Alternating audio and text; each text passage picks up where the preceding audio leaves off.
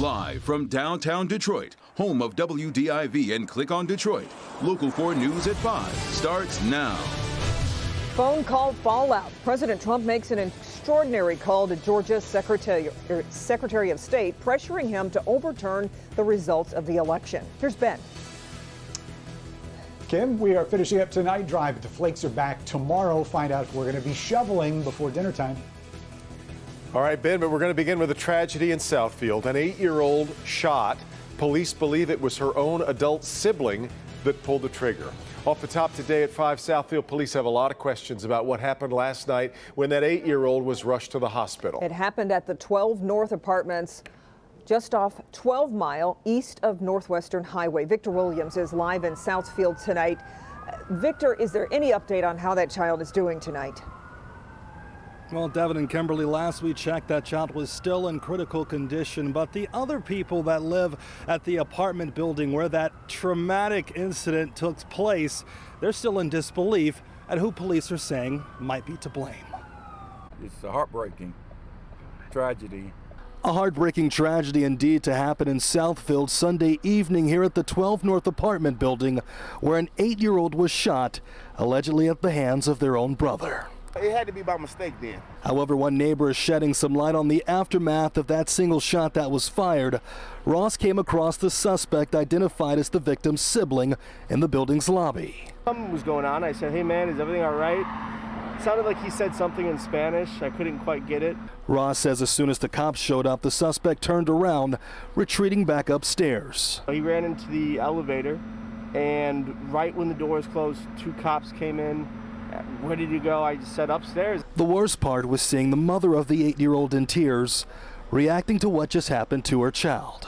And then the mother came down with an officer, and she was pretty messed up about it. The lady was heard saying, "I hope my baby's going to be okay."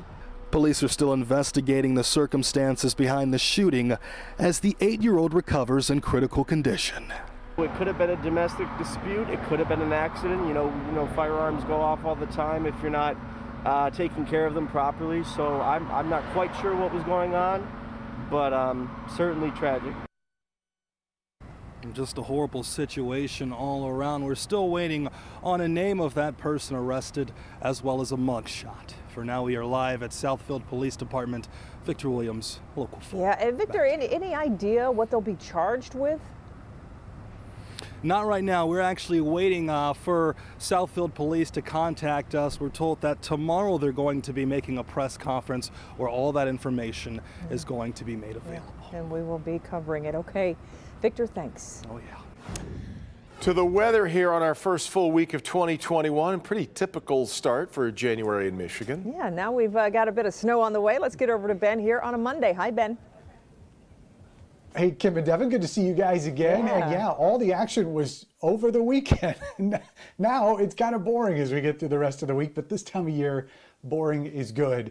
Temperatures are on either side of freezing as we get started. 33 there in Flint, 31 in Pontiac, and that's also a 33 officially at Metro Airport. A little bit of a breeze out there, but really not much. Wind speeds are about 5 to 9 miles per hour, 10 miles an hour there on the east side. Enough to put the wind chills in mid-20s right now. So here's what we're tracking for the rest of the week. Snow will be really the big story, but you'll see coming up that it's not going to be all that much. Temperatures steady as she goes as we get through the next 7 days. That'll be easy to remember. What is not in the forecast is a lot of sunshine. We'll show you the days where we expect to get a little bit more of it than not.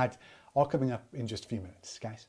All right, Ben. New fallout tonight from the extraordinary phone call between President Trump and Georgia's Secretary of State, Brad Raffensperger.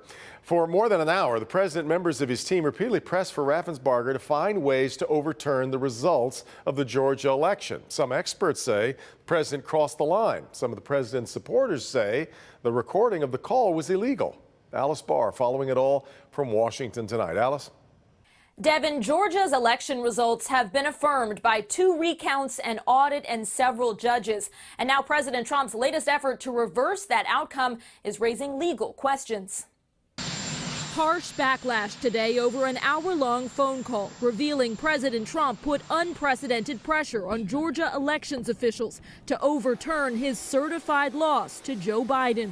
I just want to find 11,780 votes, which is one more than we have, because we won the state.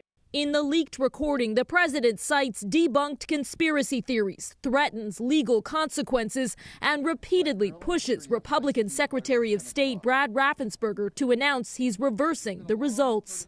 And there's nothing wrong with saying that, that you've recalculated. Raffensperger, who oversaw 2 exhaustive statewide recounts, responds to the president's disproven claims of fraud. Well, Mr. President, the challenge that you have is the data you have is wrong.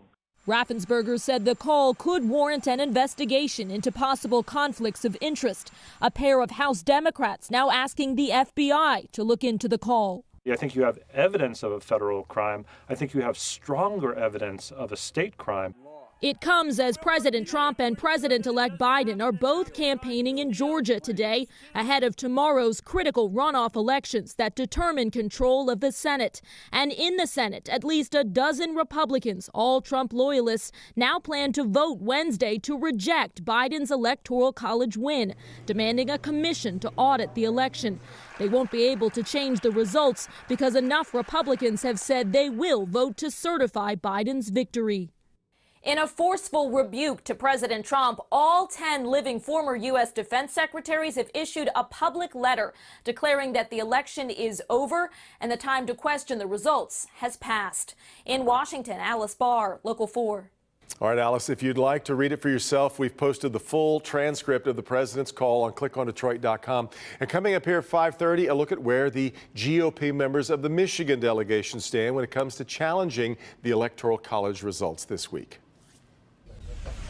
All right, now to the coronavirus, and the 2-day total from the weekend has sent us past another grim milestone here. The total number of cases has now surpassed 500,000. The state says 4,992 new cases have been confirmed. That averages out to a little less than 2,500 a day. Along with that, 80 deaths have been reported over the past 2 days.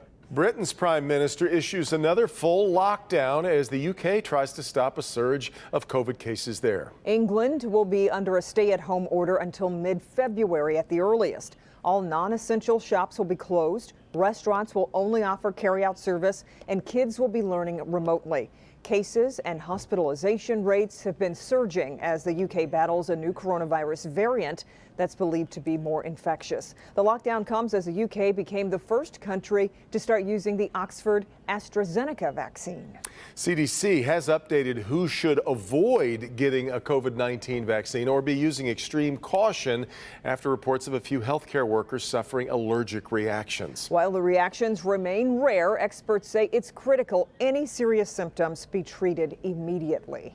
The CDC guidelines now say anyone who has previously suffered an immediate allergic reaction of any severity to any ingredient of Pfizer or Moderna's vaccines should not be vaccinated unless cleared by doctors. One ingredient that's being carefully examined is called polyethylene glycol. That's a compound that's used to stabilize the transport bubble for the messenger RNA in the vaccines. It's never been used in a vaccine before, but is an ingredient in many drugs. The CDC also says anyone with an allergy to polysorbate should not get the shots.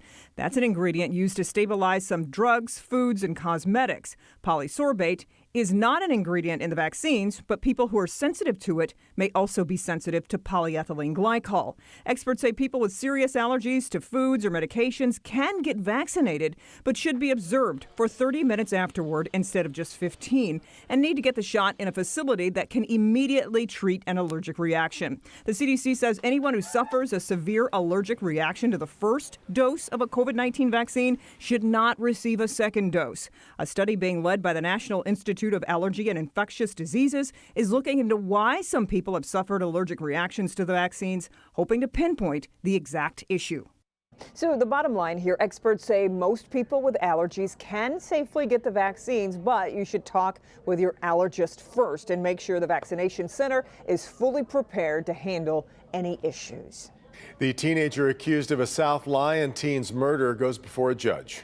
19-year-old Fadi Zini of Ann Arbor is charged with multiple counts, including murder, assault with intent to murder, and armed robbery.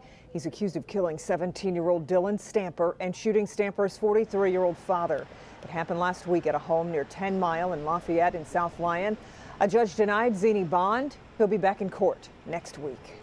Shareholders approve a merger between Fiat Chrysler and PSA Peugeot. $58 billion deal will create the world's fourth largest automaker, owning brands such as Dodge, Jeep, Maserati, and Opel. The new company will be called Stellantis. It'll have the capacity to produce 8.7 million vehicles a year behind Volkswagen, Toyota, and Renault-Nissan. Deal expected to close on January 16th. All right, much more to come here on a Monday. Here's Hank. Stimulus checks already being mailed out, but do you need to do anything to make sure that you get the money that's owed to you? I'm Hank Winchester. Help me, Hank. We have important information from the IRS coming up. New tonight. All right, Hank, also, he knows there's a tough road ahead. What new Macomb County Prosecutor Pete Lucido says he plans to do to move past the county's scandals. Sean. Big news in Washtenaw County. Prosecutors there will no longer ask for defendants to be held on bail. We'll tell you why. We'll tell you about the impact.